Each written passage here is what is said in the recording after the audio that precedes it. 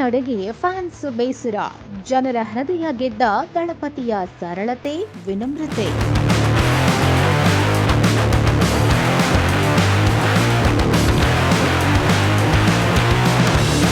ನಾನು ರಾಜಕೀಯದಲ್ಲಿಲ್ಲ, ನನಗಿಂತ ಚಿಕ್ಕ ವಯಸ್ಸಿನ ವ್ಯಕ್ತಿ ಮುಖ್ಯಮಂತ್ರಿ ಸ್ಥಾನಕ್ಕೇರಿದ್ದಾನೆ ಅಂತ ನಾನೇಕೆ ಅಸೂಯೆ ಹೊಟ್ಟೆ ಕಿಚ್ಚು ಪಟ್ಟುಕೊಳ್ಳಲಿ ಅಂತ ಸೂಪರ್ ಸ್ಟಾರ್ ರಜನಿಕಾಂತ್ ಅವರ ಪ್ರತಿಕ್ರಿಯೆ ತಮಿಳುನಾಡಿನಲ್ಲಿ ಮಾತ್ರವಲ್ಲದೆ ಇಡೀ ದಕ್ಷಿಣ ಭಾರತದಲ್ಲಿ ಬಿಸಿ ಚರ್ಚೆಯ ವಿಷಯವಾಗಿದೆ. ವಿಧಾನಸಭೆ ಚುನಾವಣೆಯಲ್ಲಿ ಸೋತ ಡಿಎಂಕೆ ಪರಮೋಚ್ಚ ನಾಯಕ ಮಾಜಿ ಸಿಎಂ ಸ್ಟಾಲಿನ್ ಮನೆಗೆ ತೆರಳಿ ಸಮಾಲೋಚನೆ ನಡೆಸುವ ರಜನಿಕಾಂತ್ ಅಖಂಡ ಗೆಲುವಿನೊಂದಿಗೆ ಮುಖ್ಯಮಂತ್ರಿ ಗದ್ದುಗೆ ಏರಿರುವ ಸಿನಿಮಾ ಭ್ರಾತೃತ್ವದ ದಳಪತಿ ವಿಜಯ್ ಅವರನ್ನ ಸೌಜನ್ಯಕ್ಕಾದರೂ ಅಭಿನಂದಿಸದ ತಲೈವಾ ಅವರ ನಡೆ ಸ್ವಂತ ಅಭಿಮಾನಿಗಳಿಗೆ ಬೇಸರ ತರಿಸಿದೆ. ಈ ಹಿನ್ನೆಲೆಯಲ್ಲಿ ಅನಿವಾರ್ಯವಾಗಿ ಸುದ್ದಿಗೋಷ್ಠಿ ನಡೆಸಬೇಕಾಗಿ ಬಂದಿದ್ದು ಎರಿಸು ಮುರುಸಿನ ಸಂಗತಿ. ಸಿನಿಮಾ ಜಗತ್ತಿನಲ್ಲಿ ಅಭಿಮಾನಿಗಳ ನಡುವೆ ಸದಾ ಪೈಪೋಟಿ, ಜಗಳ ಇದ್ದೇ ಇರುತ್ತೆ. ಆದರೆ ರಜನಿಕಾಂತ್ ದಳಪತಿ ವಿಜಯ್ ವಿಷಯದಲ್ಲಿ ಫ್ಯಾನ್ಸ್ ವಾರ್ ಹಿಸ್ಟರಿ ಸ್ವಲ್ಪ ವಿಶೇಷವಾಗಿದೆ. ಆರಂಭಿಕ ದಿನಗಳಲ್ಲಿ ಇಬ್ಬರು ವೈಯಕ್ತಿಕವಾಗಿ ಸ್ನೇಹಪೂರ್ವಕವಾಗಿ ಕಾಣಿಸಿಕೊಂಡರೂ ಅಭಿಮಾನಿಗಳ ನಡುವಿನ ವ್ಯತ್ಯಾಸವೋ ಅಥವಾ ಸ್ಟಾರ್ಡಮ್ ವಿಷಯದಲ್ಲಿ ಅಹಂಕಾರವೋ ಏನೋ ಗೊತ್ತಿಲ್ಲ, ಅವರಿಬ್ಬರ ನಡವಳಿಕೆ ಸಂಪೂರ್ಣವಾಗಿ ಬದಲಾಯಿಸಿತು. ಸಿನಿಮಾ ವಿಷಯದಲ್ಲಿ ಮಾತ್ರವಲ್ಲ, ರಾಜಕೀಯದಲ್ಲೂ ಸಹ ಇದು ಗೋಚರಿಸಿತು. 1990ರ ದಶಕದ ಅಂತ್ಯದಲ್ಲಿ ರಜನಿಕಾಂತ್ ಸೂಪರ್ ಸ್ಟಾರ್ ಮಟ್ಟದಲ್ಲಿದ್ದರು. ಆ ಸಮಯದಲ್ಲಿ ವಿಜಯ್ ಯುವ ಹೀರೋ ಆಗಿ ಬೆಳೀತಾ ಇದ್ರು. ಆ ದಿನಗಳಲ್ಲಿ ರಜನಿ ಚಿತ್ರ ಬಿಡುಗಡೆ ಆದಾಗಲೆಲ್ಲ ತಮಿಳುನಾಡಿನಲ್ಲಿ ಹಬ್ಬದ ವಾತಾವರಣವಿತ್ತು. ವಿಜಯ್ ಅಭಿನಯದ ಚಿತ್ರ ಬಿಡುಗಡೆಗೊಂಡಾಗ ಅವರ ಅಭಿಮಾನಿಗಳು ಸಾಮೂಹಿಕ ವಾತಾವರಣ ಸೃಷ್ಟಿಸುವ ಮೂಲಕ ಹೊಸ ಪ್ರವೃತ್ತಿಯನ್ನ ಆರಂಭಿಸಿದ್ರು. ಇದು ರಜನಿ ಅಭಿಮಾನಿಗಳು ಕುಪಿತಗೊಳ್ಳುವಂತೆ ಮಾಡಿತ್ತು. ಈ ಸ್ಪರ್ಧೆ ನಿಧಾನವಾಗಿ ಬಾಕ್ಸ್ ಆಫೀಸ್ ಕಲೆಕ್ಷನ್ಗಳ ಕಡೆ ಹೋಯಿತು. ಇಬ್ಬರ ಚಿತ್ರಗಳು ಏಕಕಾಲದಲ್ಲಿ, ಸ್ವಲ್ಪ ಅಂತರದಲ್ಲಿ ಅಥವಾ ಒಂದೇ ವರ್ಷದಲ್ಲಿ ಬಿಡುಗಡೆಯಾಗಿದ್ರೂ ಹಿಟ್ ಮತ್ತು ಫ್ಲಾಪ್ಗಳನ್ನ ಕಲೆಕ್ಷನ್ ಅಂಕಿ ಅಂಶಗಳನ್ನು ತೋರಿಸುವ ಮೂಲಕ ಪರಸ್ಪರ ಹೋರಾಡಲು ಪ್ರಾರಂಭಿಸಿದ್ರು. ನಕಲಿ ಕಲೆಕ್ಷನ್ಗಳ ಆರೋಪಗಳೊಂದಿಗೆ ಪರಸ್ಪರ ಶಪಿಸುತ್ತಾ, ಫ್ಲೆಕ್ಸಿಗಳು, ಬ್ಯಾನರ್ಗಳನ್ನು ಹರಿದು ಹಾಕುತ್ತಾ, ಕೊನೆಗೆ ಸಾಮಾಜಿಕ ಮಾಧ್ಯಮದಲ್ಲಿ ಹ್ಯಾಶ್ಟ್ಯಾಗ್ ಸಮರದ ಮಟ್ಟಕ್ಕೆ ತಲುಪಿತು. ಆ ಸಮಯದಲ್ಲಿ ಇಬ್ಬರು ಅವರವರ ಅಭಿಮಾನಿಗಳ ನಡುವೆ ಹೊಡೆದಾಟ ನಡೆಯುತ್ತಿತ್ತು. ಇದು ಆಗಾಗ್ಗೆ ಪುನರಾವರ್ತನೆಯಾಗ್ತಿತ್ತು. ಈ ನಡುವೆ ವಿಜಯ್ ಅವರ ಸಿನಿ ಕೆರಿಯರ್ ಯಾರೂ ತಲುಪಲಾಗದ ಹಂತ ತಲುಪಿತ್ತು. ಸ್ವಲ್ಪ ಸಮಯದವರೆಗೆ ಸೈಲೆಂಟ್ ಆಗಿದ್ದ ಇಬ್ಬರು ನಟರ ಅಭಿಮಾನಿಗಳು ಜೈಲರ್ ಚಿತ್ರದ ಸಮಯದಲ್ಲಿ ರಜನಿಕಾಂತ್ ಅವರು ನೀಡಿದ ಹೇಳಿಕೆ ವಾಗ್ವಾದಕ್ಕೆ ಕಾರಣವಾಯಿತು.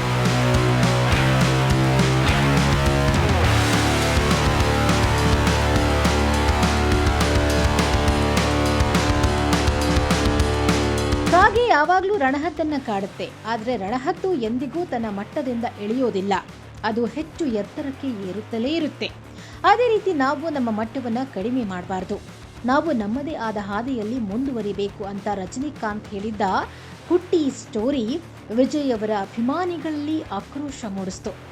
ವಿಜಯ್ ಅವರನ್ನ ಕಾಗೆಯೊಂದಿಗೆ ಹೋಲಿಸಿ ಅವಮಾನಿಸಲ್ಪಟ್ಟ ತಲೈವಾ ವಿರುದ್ಧ ಸಾಮಾಜಿಕ ಮಾಧ್ಯಮದ ಮೂಲಕ ವಿಜಯ್ ಅಭಿಮಾನಿಗಳು ದಾಳಿ ಮಾಡಿದ್ರು. ಇದು ಯಾವ ಮಟ್ಟಕ್ಕೆ ತಲುಪಿತು ಅಂದ್ರೆ, ವಿಜಯ್ ಅಭಿಮಾನಿಗಳು ನನ್ನ ಹೇಳಿಕೆ ತಪ್ಪಾಗಿ ಅರ್ಥೈಸಿಕೊಂಡಿದ್ದಾರೆ ಅಂತ ಸ್ವತಃ ರಜನಿಕಾಂತ್ ವಿವರಣೆ ನೀಡಬೇಕಾಯಿತು. ಇದಕ್ಕೆ ಪ್ರತಿಯಾಗಿ ಲಿಯೋ ಚಿತ್ರದ ಕ್ಲೈಮ್ಯಾಕ್ಸ್ನಲ್ಲಿ ವಿಜಯ್ ರಣಹದ್ದಿನ ವಿಷಯ ತೋರಿಸಿದ್ದಾರೆ ಎಂಬ ಪ್ರಚಾರ ನಡೆಯಿತು. ರಾಜಕೀಯ ತಿರುವು. 90ರ ದಶಕದಲ್ಲಿ ಭಯಂಕರ ಅಭಿಮಾನಿಗಳ ರುಚಿ ನೋಡಿದ್ದ ರಜನಿ ಆ ಸಮಯದಲ್ಲಿ ರಾಜಕೀಯ ಪ್ರವೇಶಿಸಲಿದ್ದಾರೆ ಅಂತ ನಿರೀಕ್ಷಿಸಲಾಗಿತ್ತು.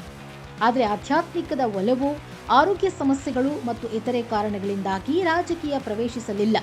ಬದಲಾಗಿ ಅವರು ಅಂದಿನ ಮುಖ್ಯಮಂತ್ರಿ ಜಯಲಲಿತಾ ಅವರನ್ನು ವಿರೋಧಿಸುವ ಮೂಲಕ ಡಿಎಂಕೆ ಪಕ್ಷ, ಕರುಣಾನಿಧಿ, ಎಂಕೆ ಸ್ಟಾಲಿನ್ ಕುಟುಂಬವನ್ನು ಬೆಂಬಲಿಸಿಕೊಂಡು ಬಂದರು.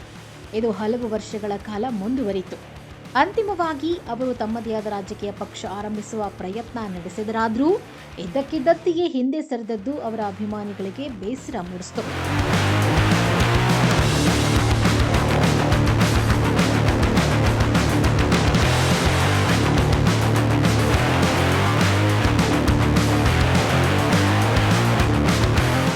ಇನ್ನು ವಿಜಯ್ ಟಿವಿಕೆ ಪಕ್ಷದ ಘೋಷಣೆ ಆಕ್ರಮಣಕಾರಿ ರಾಜಕೀಯ ಪ್ರವೇಶ. ಇತ್ತೀಚಿನ ತಮಿಳುನಾಡು ವಿಧಾನಸಭೆಯ ಗೆಲುವು ರಜನಿ ಅಭಿಮಾನಿಗಳನ್ನು ಮತ್ತಷ್ಟು ನಿರಾಸೆಗೊಳಿಸಿತು. ವಾಸ್ತವವಾಗಿ ರಜನಿಕಾಂತ್ ಅವರ ಸ್ಟೈಲ್, ಮ್ಯಾನರಿಸಂ ಅನುಕರಿಸುತ್ತಾ ವಿಜಯ್ ಸಿನಿಮಾಗಳಲ್ಲಿ ಅತ್ಯಧಿಕ ಸಂಭಾವನೆ ಪಡೆಯುವ ಮಟ್ಟಕ್ಕೆ ಏರಿದ್ದಾರೆ ಎಂಬ ಮಾತು ಕಾಲಿವುಡ್ನಲ್ಲಿ ಕೇಳಿ ಬರ್ತಿದೆ. ವಿಜಯ್ ಅವರ ಅಭಿಮಾನಿಗಳು ಸಹ ಅದನ್ನು ಒಪ್ಪಿಕೊಳ್ತಾರೆ. ಆದರೆ ರಜನಿಕಾಂತ್ ಅಭಿಮಾನಿಗಳು ಇಂಥ ಯಾವುದೇ ಪ್ರಬುದ್ಧತೆ ತೋರಿಸೋದಿಲ್ಲ. ವಿಜಯ್ ಅವರನ್ನ ಸಾಧ್ಯವಾದಾಗಲೆಲ್ಲ ಅವಮಾನಿಸಲು, ಟ್ರೋಲ್ ಮಾಡಲು ತಮ್ಮ ಸಮಯ ಕಳೀತಾರೆ. ಆದರೆ ಈ ರೀತಿ ಮಾಡಬಾರದು ಅಂತ ತಮ್ಮ ಅಭಿಮಾನಿಗಳಿಗೆ ಬುದ್ಧಿ ಹೇಳುವ ಕೆಲಸ ರಜನಿಕಾಂತ್ ಮಾಡಲೇ ಇಲ್ಲ. ರಜನಿಕಾಂತ್ ಅಭಿಮಾನಿಗಳು ಮಾಡುವ ದಾಳಿಗಳಿಗೆ ವಿಜಯ್ ಎಂದಿಗೂ ನೇರವಾಗಿ ಪ್ರತಿಕ್ರಿಯಿಸಿಲ್ಲ.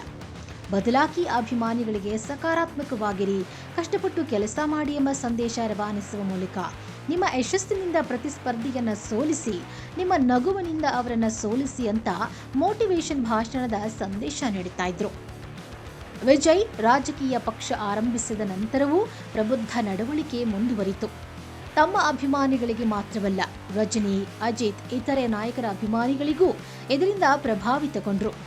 ಒಂದು ರೀತಿಯಲ್ಲಿ ವಿಜಯ್ ಅವರ ಮೇಲಿನ ಗೌರವವನ್ನು ಇನ್ನಷ್ಟು ಹೆಚ್ಚಿಸಿದೆ, ಅವರ ನಾಯಕತ್ವವನ್ನು ಬಲಪಡಿಸಿದೆ. ಆದರೆ ಆ ಸ್ಟಾರ್ಡಮ್ನಿಂದ ಹೊರಬಂದು ಮುಖ್ಯಮಂತ್ರಿಯಾಗಿ ನಿರ್ಣಯ ತೆಗೆದುಕೊಳ್ಳಿ ಅಂತ ವಿಜಯ್ಗೆ ರಜನಿಕಾಂತ್ ನೀಡಿರುವ ಸಲಹೆ ತಮ್ಮ ಮನಸ್ಸಿನಲ್ಲಿ ಅಸೂಯೆ, ಕೋಪವನ್ನು ಹೊರಹಾಕಿದಂತೆ ಕಾಣ್ತಾ ಇದೆ. ಈ ನಿಟ್ಟಿನಲ್ಲಿ ಈಗ ಚರ್ಚೆ ಕೂಡ ನಡೀತಿದೆ. ಅವರ ಸಮಕಾಲೀನ ಕಮಲ್ ಹಾಸನ್ ವ್ಯಕ್ತಿಗತವಾಗಿ ವಿಜಯ್ ಅವರನ್ನು ಅಭಿನಂದಿಸಲಿದ್ದಾರೆ. ವಿಜಯ್ ಅವರ ಯಶಸ್ಸಿಗಾಗಿ ಹಾರೈಸಿದ್ದಾರೆ. ಇಂಥ ಪ್ರಬುದ್ಧತೆ ರಜನಿಕಾಂತ್ ಅವರಲ್ಲಿ ಕಂಡುಬರಲಿಲ್ಲ ಅನ್ನೋದು ಅವರ ಅಭಿಮಾನಿಗಳಲ್ಲಿ ನಿರಾಸೆ ಮೂಡಿಸಿರೋದು ಖಂಡಿತ ಸುಳ್ಳಲ್ಲ.